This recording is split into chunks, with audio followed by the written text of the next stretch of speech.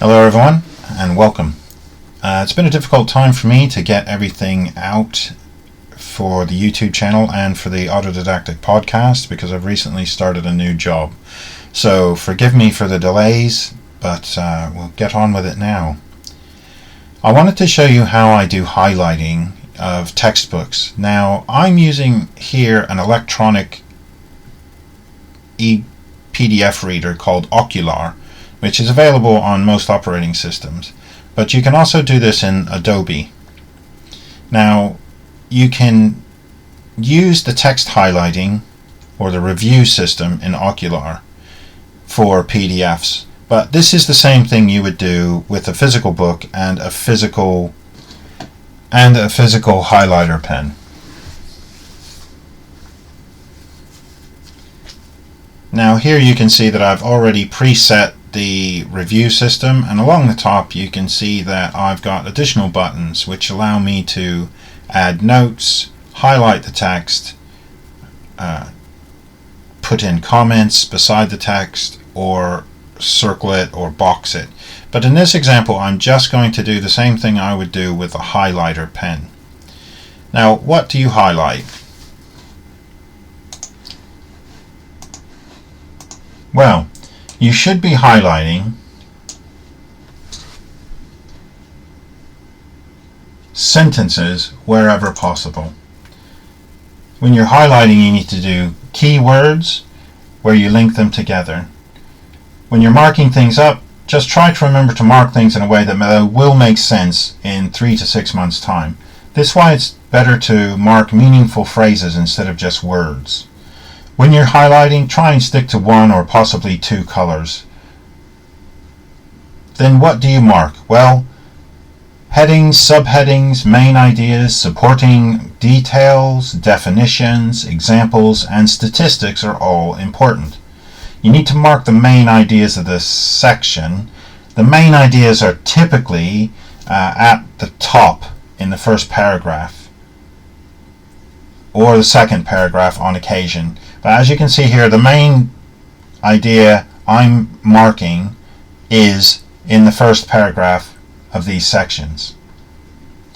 You need to look for definitions, examples, facts, statistics, or signal words. Any list or enumeration should always be highlighted. And don't omit information in charts, graphs, or other diagrams. Information in photos and footnotes or boxed features is also important for your understanding. For math or science books, make sure that you highlight all formulas as well as any problems. And remember, you don't want to overmark because it will simply increase the amount of time you need to review. If you highlight everything, you might as well just read the book again. But make sure you're not undermarking as well. Make sure you're getting all of the relevant and important information and try not to miss anything without marking too much. So, a bit like Goldilocks, just mark it just right. And practice will make perfect when you're doing this. Now, your highlighted sections, you're also going to use these to create your self-tests and quizzes. And you need to use these markings to turn them into questions which your future self will be tested on and reviewed. Now I'm going to show you in a minute how you can go about creating these sample quizzes based on the highlights that I'm doing here. But you can see that for the most part I'm looking for definitions and the main topic in this section, and almost invariably the information is the first or second sentence of the first or second paragraph of the subsection. Conclusions are almost always the entire thing should be highlighted because you're just trying to work out what it is, and a conclusion is a really good summary of everything you need to know.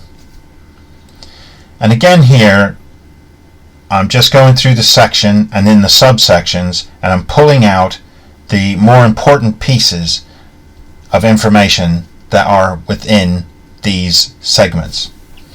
So let me go back up to the top here, and I will show you how to create your own little mini quizzes for your future self to test yourself on.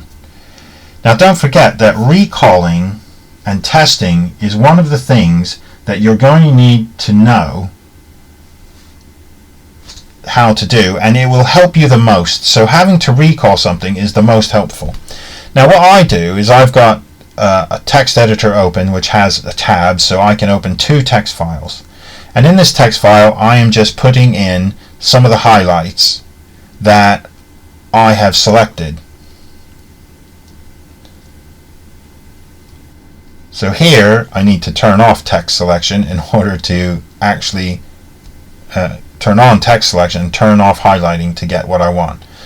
But what I'm doing here is I'm creating a list of questions. So the first question was physical geography is a study of what?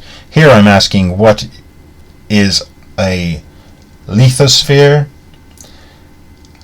Now you'll notice the first is the topic, and the second question is actually a definition. So when I said earlier you need to look for the main ideas, definitions, lists, facts, statistics, or signal words, this is the sort of stuff that I've highlighted here. And here I'm actually breaking down each word where I want to get the definition, and I'm writing a definition question. And what I will use this for is I've now generated a question and an answer, but they are separate from each other. So these questions and answers are little mini quizzes that I'm going to give myself, and I'm going to use the questions first and try and answer it, and if I get them wrong when I review it, then I will be able to know the answer without having to look through all the other sections. Now the other thing you want to do is have a combined question and answer file. A combined question and answer file will basically help you have an index and a key for study. So after you've quizzed yourself, you might want to have a sort of an examination at the end, and this will help you study. So the combined question and answer is more about studying than it is about quizzing yourself. But there is a much simpler way to do this than the way I'm doing it here. Copying and pasting can be done, but if these files are large, then you're going to have a problem. So one of the things that I use to do this is a command line tool under Linux called paste. Now you'll see here I've got a directory, and I've put the question and the answer file here, and I use the paste command to concatenate these two together, but in a special way. It takes it line by line, so it'll take the question, the first question line, and it'll put the first answer line underneath of it, then the second question line and the second one underneath of it. Now you can see here that the answer is just 3 lines and the question is 3 lines, but the paste command concatenates these together in a special way. In other words, it is putting them question, answer, question, answer, question, answer, and then I can just echo that straight into a combined question and answer file for studying later. So I've effectively been able to create the question and the answer key.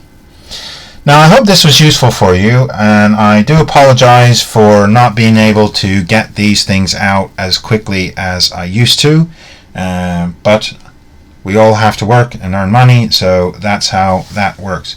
If you do like the series or you like the channel, please subscribe. If you haven't listened to the podcast, please go to the website address, or you can listen to it on Spotify or iTunes or your podcast provider. Thank you very much. See you soon.